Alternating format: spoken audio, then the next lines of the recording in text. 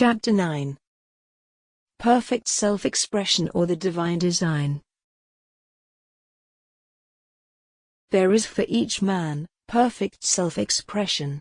There is a place which he is to fill and no one else can fill, something which he is to do, which no one else can do. It is his destiny.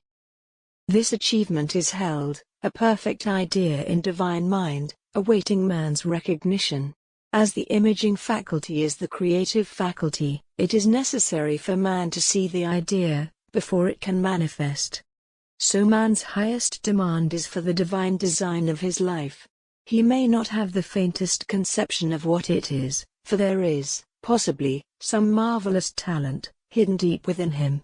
His demand should be, Infinite Spirit, open the way for the divine design of my life to manifest. Let the genius within me now be released. Let me see clearly the perfect plan. The perfect plan includes health, wealth, love and perfect self-expression.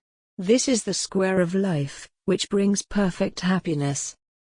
When one has made this demand, he may find great changes taking place in his life, for nearly every man has wandered far from the divine design.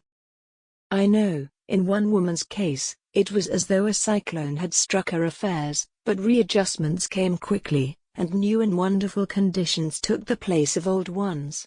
Perfect self-expression will never be labor, but of such absorbing interest that it will seem almost like play.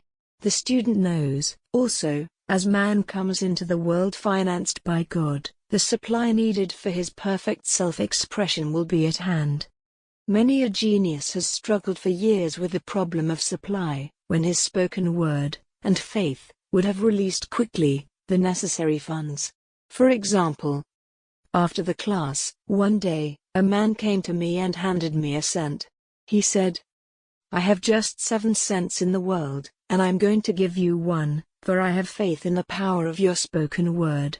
I want you to speak the word for my perfect self-expression and prosperity." I spoke the word, and did not see him again until a year later. He came in one day, successful and happy, with a roll of yellow bills in his pocket. He said, "Immediately after you spoke the word, I had a position offered me in a distant city, and am now demonstrating health, happiness and supply." A woman's perfect self-expression may be in becoming a perfect wife, a perfect mother, a perfect homemaker and not necessarily in having a public career. Demand definite leads, and the way will be made easy and successful. One should not visualize or force a mental picture. When he demands the divine design to come into his conscious mind, he will receive flashes of inspiration, and begin to see himself making some great accomplishment. This is the picture, or idea, he must hold without wavering. The thing man seeks is seeking him, the telephone was seeking Bell. Parents should never force careers and professions upon their children.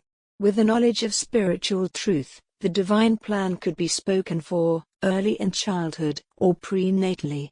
A prenatal treatment should be: let the God in this child have perfect expression, let the divine design of his mind, body and affairs be made manifest throughout his life, throughout eternity. God's will be done, not man's. God's pattern, not man's pattern, is the command we find running through all the scriptures, and the Bible is a book dealing with the science of the mind. It is a book telling man how to release his soul, or subconscious mind, from bondage. The battles described are pictures of man waging war against mortal thoughts. A man's foes shall be they of his own household. Every man is Jehoshaphat, and every man is David, who slays Goliath, mortal thinking, with a little white stone, faith. O man must be careful that his is not the wicked and slothful servant who buried his talent. There is a terrible penalty to be paid for not using one's ability. Often fear stands between man and his perfect self-expression. Stage fright has hampered many a genius. This may be overcome by the spoken word or treatment. The individual then loses all self-consciousness, and feels simply that he is a channel for infinite intelligence to express itself through. He is under direct inspiration, fearless, and confident, for he feels that it is the Father within him who does the work. A young boy came often to my class with his mother. He asked me to speak the word for his coming examinations at school. I told him to make the statement, "I am one with infinite intelligence. I know everything I should know on this subject." He had an excellent knowledge of history, but was not sure of his arithmetic. I saw him afterward, and he said, "I spoke the word for my arithmetic, and passed with the highest honors, but thought I could depend on myself for history, and got a very poor mark." Man often receives setback when he is too sure of himself, which means he is trusting to his personality and not the Father within. Another one of my students gave me an example of this. She took an extended trip abroad one summer, visiting many countries, where she was ignorant of the languages. She was calling for guidance and protection every minute, and her affairs went smoothly and miraculously. Her luggage was never delayed nor lost. Accommodations were always ready for her at the best hotels, and she had perfect service wherever she went. She returned to New York. Knowing the language, she felt God was longer necessary, so looked after her affairs in an ordinary manner. Everything went wrong, her trunks delayed. Amid inharmony and confusion, the student must form the habit of practicing the presence of God every minute. In all thy ways acknowledge Him, nothing is too small or too great. Sometimes an insignificant incident may be the turning point in a man's life. Robert Fulton, watching some boiling water, simmering in a tea kettle, saw a steamboat. I have seen a student, often, keep back his demonstration, through resistance, or pointing the way. He pins his faith to one channel only, and dictates just the way he desires the manifestation to come, which brings things to a standstill. "My way, not your way," is the command of infinite intelligence.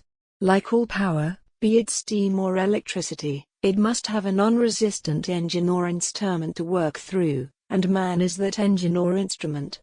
Over and over again, man is told to stand still. "O Judah, fear not, but tomorrow go out against them, for the Lord will be with you.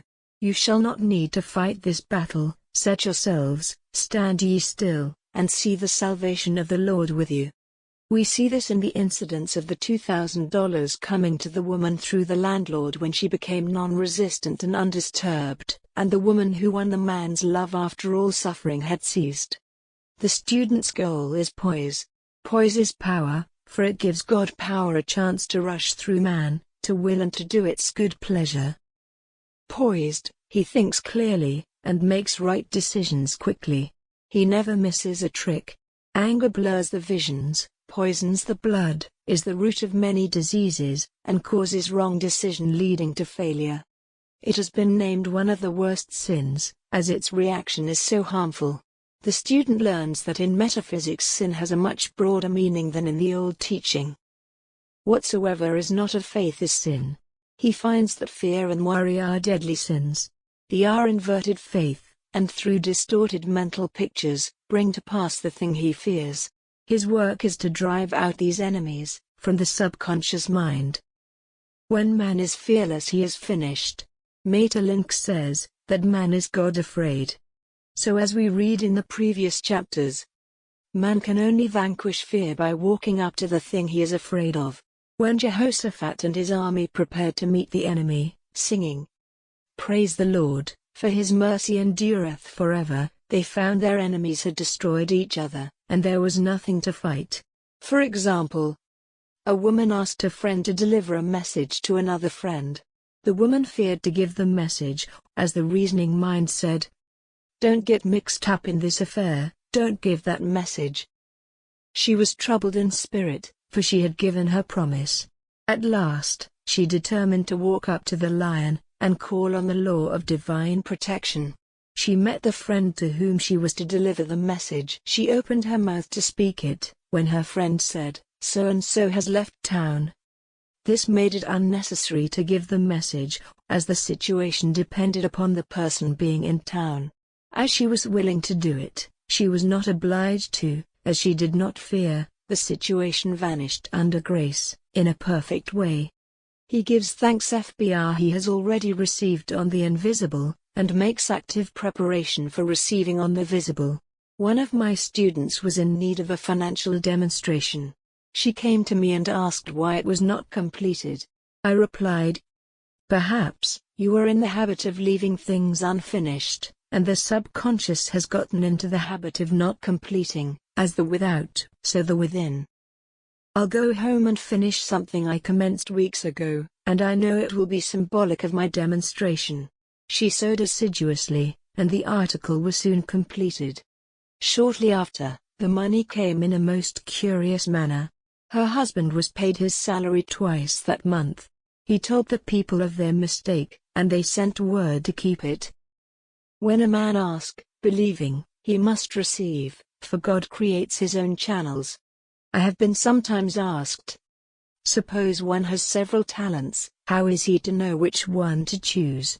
Demand O be shown definitely, say, Infinite Spirit, give me a definite lead, reveal to me my perfect self-expression, show me which talent I am to make use of now.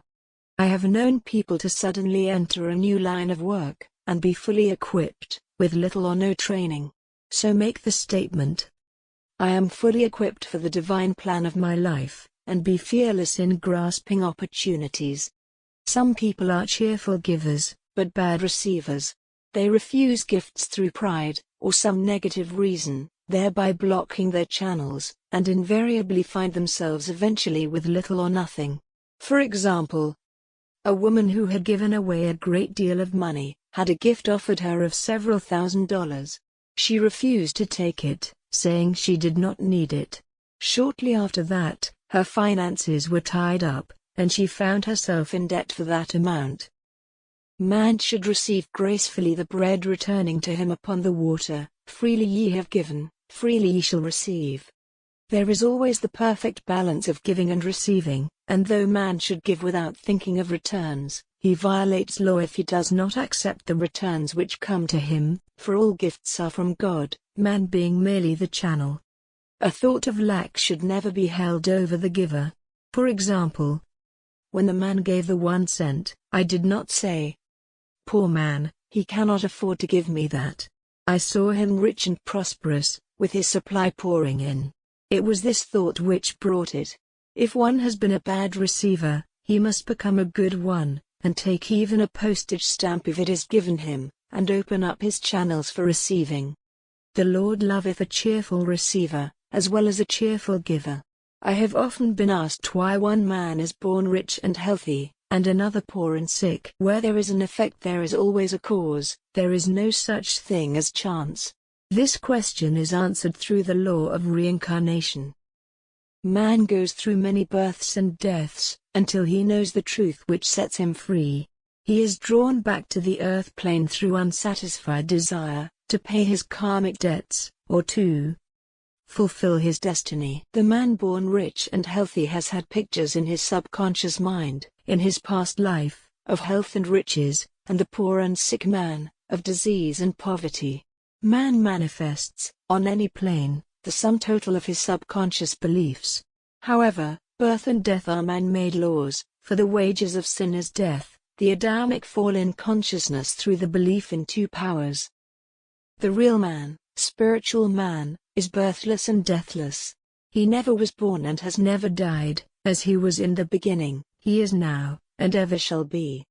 So through the truth, man is set free from the law of karma, sin and death, and manifests the man made in his image and likeness.